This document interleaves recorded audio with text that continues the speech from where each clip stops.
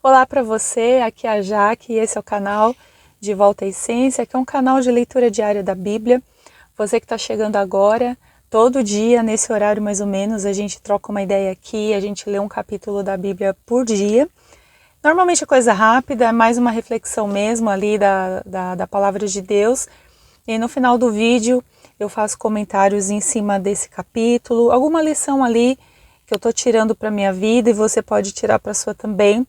Então, se você é novo aqui, você pode se inscrever no canal, fica super à vontade, ativa as notificações do YouTube para você não perder, né? Porque sempre que chegar o vídeo, o YouTube vai avisar para você. E também vou deixar disponível aqui, você que está chegando agora, uma playlist aqui em cima das leituras anteriores. Terminamos de ler há pouco tempo o livro de Gênesis, estamos agora no livro de Mateus, vamos alternar um livro do Antigo Testamento para o Novo Testamento, né, para a gente ver como que a Bíblia se liga, né? Então essa é a proposta. E você é super bem-vindo aqui. Você pode também compartilhar esse canal com algum amigo, alguma amiga, algum parente, alguma pessoa aí que você percebe que está querendo crescer na fé, está querendo ser estimulado na sua fé, né? Sabe, às vezes aquela pessoa meio desanimada, que não quer mais saber de igreja, não quer saber de nada, nada presta, essas pessoas meio revoltadas, você pode compartilhar esse canal com ela, porque também a ideia é que a gente vê que a palavra de Deus não é esse bicho-papão que muitas vezes é pregado por aí. Quando a gente lê a palavra, a gente percebe como Deus nos ama, como Ele quer o nosso bem, e através das histórias nós podemos tirar inúmeras lições de vida que são aplicáveis na vida da gente. Então, se você olhar os vídeos anteriores, sempre que tem ali uma leitura, você vai sempre ver que dali a gente pode aprender alguma coisa, e é sempre muito útil para o nosso crescimento, seja ele pessoal, seja espiritual. A Bíblia, ela é um livro completo, né? Ela nos ajuda em todas as áreas. E antes da leitura de hoje, vamos pedir a Deus sabedoria, entendimento, para aquilo que Ele quer mostrar para a gente, aquilo que nós devemos aprender, de repente aplicar na vida da gente. A Bíblia, ela não é um livro comum, ela é um livro espiritual, e a própria palavra, ela fala isso pra gente, né, que as coisas espirituais, elas se discernem no espírito. Então, se a gente tentar entender a Bíblia na nossa lógica, sempre pela lógica, nunca vai dar certo. Então, vamos antes de tudo falar com Deus, pedindo a Ele sabedoria para a leitura de hoje.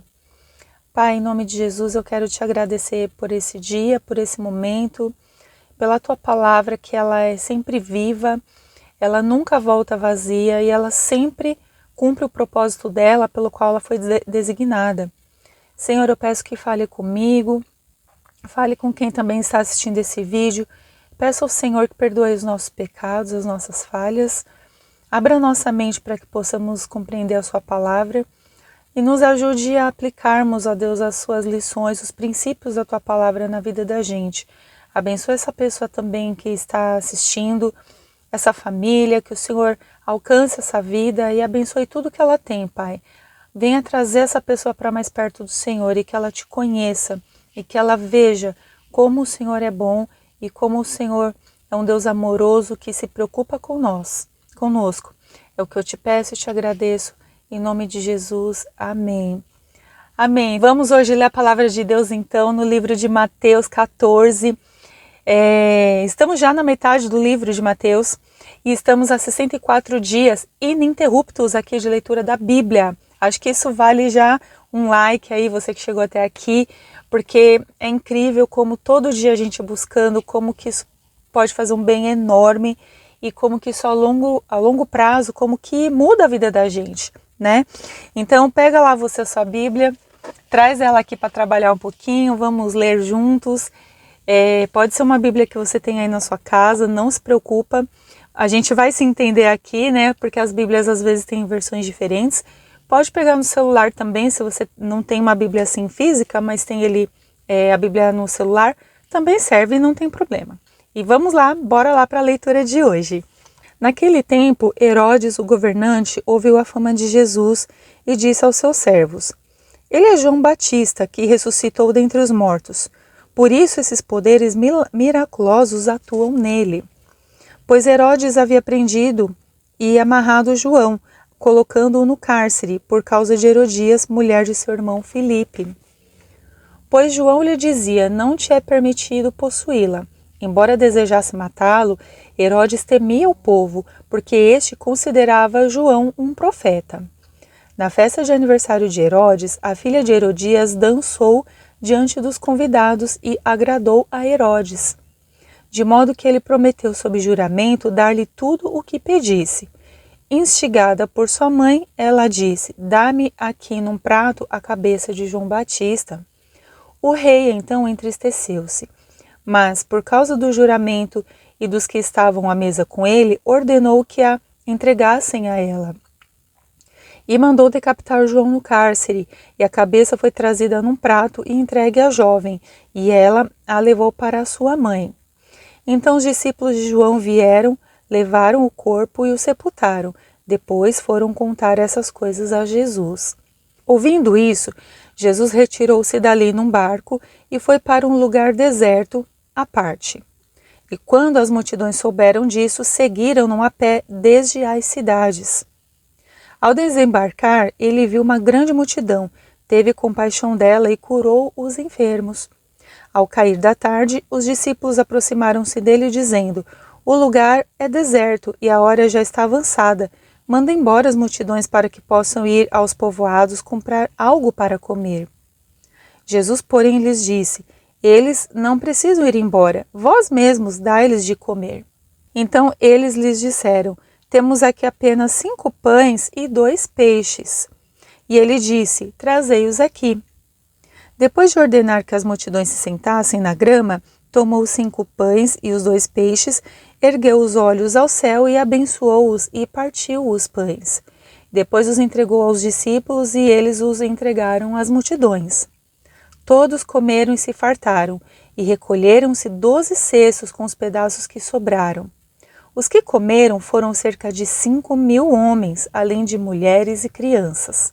Logo em seguida, ele obrigou os seus discípulos a entrar no barco e ir na frente dele para o outro lado, enquanto ele mandava as multidões para casa. Tendo-as mandado para casa, subiu ao monte para orar em particular. Ao anoitecer, ele estava ali sozinho. Enquanto isso, o barco já estava bem longe da terra e era sacudido pelas ondas, pois o vento era contrário. Já alta madrugada, Jesus foi até eles andando sobre o mar. Mas, ao vê-lo andando sobre o mar, os discípulos assustaram-se e disseram: é um fantasma, e gritaram de medo. Jesus, porém, falou-lhes imediatamente: tende coragem, sou eu, não temais. Pedro lhe respondeu: Senhor, se és tu, manda-me ir sobre as águas até onde estás. E ele lhe disse: vem. Descendo do barco e andando sobre as águas, Pedro foi ao encontro de Jesus. Mas, ao perceber o vento, teve medo e, começando a afundar, gritou: Senhor, salva-me! Imediatamente, Jesus estendeu a mão, segurou-o e disse-lhe: Homem de pequena fé, por que duvidaste? E logo que subiram para o barco, o vento cessou. Então os que estavam no barco o adoraram, dizendo: verdadeiramente tu és o Filho de Deus. E tendo feito a travessia, chegaram à terra de Genezaré. Os homens do lugar o reconheceram e divulgaram isso por toda a região, e levaram-lhe todos os enfermos. E rogaram-lhe que apenas lhes permitisse tocar a barra do seu manto, e todos os que a tocaram foram curados. Aqui então, no texto de Mateus 14, a gente vê alguns relatos importantes. A gente vê sobre a morte de João Batista, a gente vê também sobre 2 grandes milagres, né, que é um milagre da multiplicação de pães. A gente vê também um milagre de Jesus ali andando sobre as águas, e eu também diria até um terceiro milagre nesse texto, que são as curas das pessoas ao tocar o manto de Jesus, apenas o toque, e elas eram curadas. Mas aqui eu quero me atentar ao texto sobre o andar pelas águas. Eu sempre falo assim, que quando tem esses textos que tem várias histórias, às vezes um capítulo ele relata várias histórias, vários milagres ali de Jesus. Quando acaba o vídeo, leia em casa novamente esses textos. Por quê? Porque às vezes você está numa caminhada de vida que você vai se identificar com algumas daquelas histórias. Hoje, por exemplo, a gente vai falar sobre o andar pelas águas. E é tão curioso esse capítulo do andar pelas águas, porque antes de de haver, né, esse andar pelas águas, Jesus já tinha feito primeiro uma grande multiplicação, né? E se a gente ainda volta mais um pouco, ele tinha recebido a notícia da morte de João Batista, que era primo dele. Aí depois ele vai lá, tem um momento ali de ele ir ao deserto, toda aquela multidão vai para o deserto, ele fica com compaixão daquelas pessoas, porque imagina só você estar num deserto e passam-se as horas, você começa a ter fome, enfim, onde que você vai conseguir alimento? Você não pode simplesmente pegar e mandar todo mundo embora. Para nós é o mais prático fazer, mas ele, como filho de Deus, ele até fala para os discípulos, deem vocês mesmos para essa multidão. E aqui é uma lição importante, né? Que muitas vezes para a gente acha que é sempre mais fácil mandar o outro embora, quando nós temos o alimento que podemos dar para aquela pessoa. E aí, logo em seguida, as multidões começam a ir embora, Jesus começa a se despedir delas e ele obriga os discípulos a entrar no barco para ir para o outro lado. E aí a Bíblia fala que enquanto Jesus ele se despede daquelas pessoas, né, depois que ele faz tudo isso, ele se retira ali em particular para orar. E ali ele fica num período de oração e as horas vão passando, começa a entrar a madrugada e nisso aí o barco com os discípulos já está bem longe dali. E nesse momento é quando Jesus ele pega e ele vai ao encontro dos discípulos, só que ele vai andando pelas águas. É curioso a gente pensar um pouco sobre isso, porque quando eu vejo assim o capítulo do barco, né, o próprio Jesus coloca aqueles discípulos no barco, manda eles embora, que depois vai se encontrar com eles, parece um pouco sobre a vida da gente quando a gente passa por alguns desertos, algumas dificuldades. Às vezes tem aquela expressão assim, né? Nossa, olha o barco que Deus foi me colocar. Né? Não sei se você já ouviu, eu já ouvi. Só que Deus nunca coloca a gente num barco furado. Ele coloca a gente num barco que ele vai se encontrar com a gente.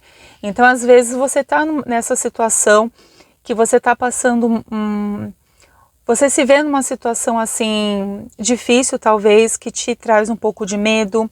Você se sente sozinho, você sente que Deus não está ali com você, quando foi o próprio Deus que te colocou naquela situação.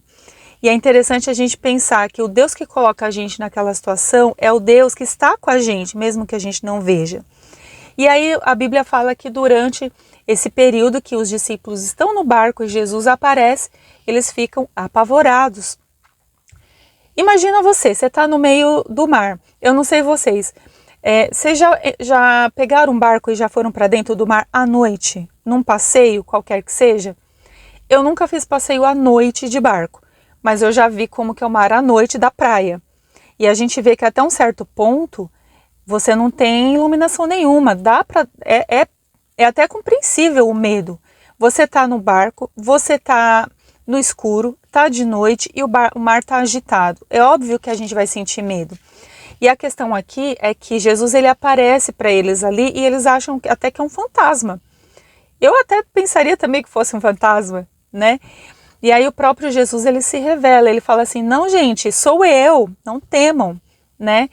E aí a ação dos discípulos é muito interessante porque de todos eles, Pedro foi o que se manifestou.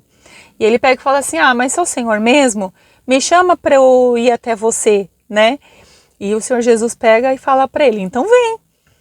Então a gente às vezes lembra muito de Pedro sobre aquele que afundou ali no meio das águas, né? Ele andou pelas águas e afundou, mas Pedro foi o único que andou sobre as águas. De todos os discípulos, ele foi o único a experimentar o que era um milagre de andar sobre as águas. O que aconteceu com Pedro é que ele olhou toda a circunstância, ele meio que caiu em si o que ele estava fazendo, a lógica, a razão. Nossa, eu estou num lugar assim, e essa percepção do que estava ao redor dele foi o que fez ele afundar. Só que até nesse momento, ali ele é resgatado por Jesus. E Jesus pega e fala para ele, mas homem de pequena fé, por que duvidaste? Então, Jesus também questiona Pedro sobre isso. E aí a Bíblia diz que quando ele resgata Pedro e os dois estão no barco, é quando o mar se acalma. É importante a gente pensar, gente, que é assim, o mesmo Deus que coloca a gente nessas situações turbulentas, de tempestade, sabe? Que parece que está tudo fugindo do controle, a gente não consegue controlar nada. Esse é o mesmo Deus que se a gente Fala para ele: Senhor, eu quero um sinal. O Senhor, ele dá sinais. Ele pode dar um sinal para você ver que o que você está vivendo pode ser uma situação sobrenatural, uma situação propícia para milagre. E ainda que você não creia, o Senhor, ele está lá junto com você. O Senhor, ele está lá naquele barco com você. Você nunca vai estar sozinho. E o Senhor, né, o nosso Deus, aquele que nos coloca nesse barco, é aquele que é poderoso para nos chamar. E ele é poderoso também para fazer a gente viver milagres, que foi o que Pedro viveu. Então, eu acho que esse é um capítulo muito interessante, que assim nos faz a gente refletir realmente sobre qual é o estágio de milagres que nós esperamos em Deus, e se estamos preparados também para esses milagres quando nós oramos por eles, e qual é o nosso estágio quando nós estamos sozinhos achando que Deus não está com a gente, sendo que Deus muitas vezes nos colocou naquela situação e Ele está com a gente. E Deus, Ele sabe a hora certa de nos encontrar. Você está ali no barco, está passando tempo, está de noite, nada está acontecendo. O Senhor está lá orando, né? Aqui no texto, Jesus orando. Jesus sabia exatamente a hora certa de se encontrar com os discípulos no barco. E Deus sabe a hora certa para se encontrar com a gente. Ele sempre sabe qual é a hora certa, que não é a nossa hora. Às vezes nós achamos assim, poxa, está demorando, o Senhor já podia estar aqui no barco comigo. Mas Ele é que sabe a hora certa de se encontrar com a gente, tá bom? Que Deus abençoe você e até amanhã no próximo vídeo. Fique com Deus. Tchau, tchau.